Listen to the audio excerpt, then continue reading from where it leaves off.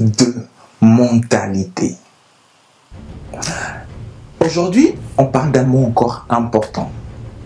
Le mot, c'est les apparences.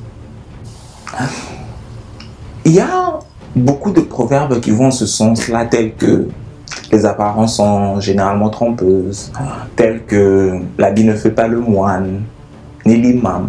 On reconnaît le moine et l'imam par ses habits. Mais jusqu'à quel point est-ce que l'apparence est importante? Selon moi, c'est vrai que l'apparence est aussi importante, dans le sens où elle doit refléter qui on est à l'intérieur. Elle doit refléter notre personnalité. Elle doit refléter notre état d'esprit. Elle doit refléter ce qu'on a à l'intérieur.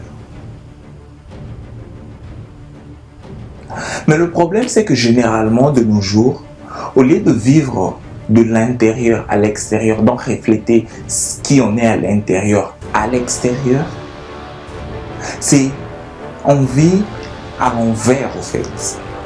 On voit la mode, on l'absorbe, donc on prend la mode, l'extérieur, peu importe comment elle se présente, tant que c'est à la mode, on l'absorbe. Regardons juste les apparences, comment est-ce que certains s'habillent.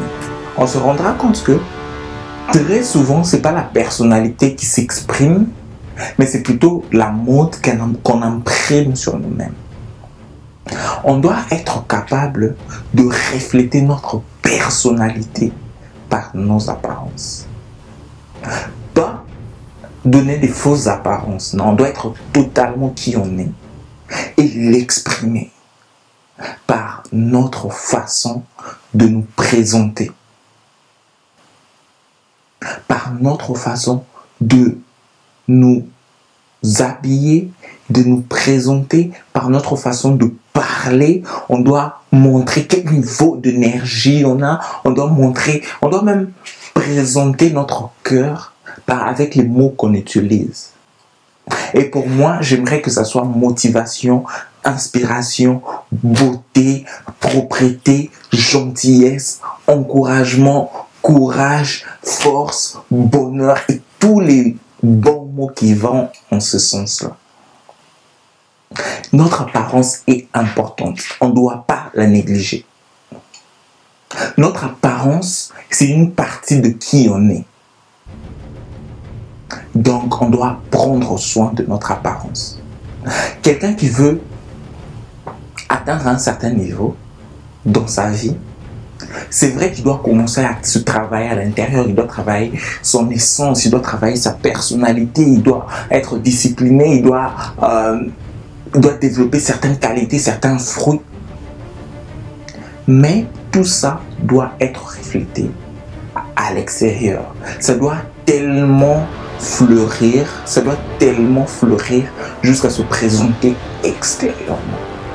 Et c'est seulement après ça que le contact avec les autres pourra apporter quelque chose d'électrique, quelque chose de positif. Si on est seulement apparence, on se trompe à nous-mêmes. On ne trompe pas seulement les autres, on se trompe d'abord nous-mêmes. Donc, à partir d'aujourd'hui, travaillons nous-mêmes à l'intérieur pour que notre apparence soit en accord avec qui on est à l'extérieur. Vivons de l'intérieur à l'extérieur, pas de l'extérieur à l'intérieur, imprimons la mode et tout ce qui nous vient de l'extérieur sur notre personnalité, parce qu'en réalité, ça doit être le contraire. Changeons de mentalité, changeons nos vies, aimons-nous en tant que personne. Aimons-nous, cultivons-nous de l'intérieur. Ne prenons pas seulement ce qui est à l'extérieur parce que entre guillemets c'est à la mode pour nous imprimer à nous. Développons d'abord notre personnalité, développons d'abord qui on est, et puis l'extérieur, sera complémentaire. Comment développer qui on est, comment développer notre personnalité en développant les valeurs qui sombrent en nous-mêmes, en développant les talents et les qualités qui sombrent en nous-mêmes. Et toutes ces qualités, tous ces talents peuvent être développés en marchant dans la voie droite, en marchant droitement. Changeons de mentalité, changeons nos vies.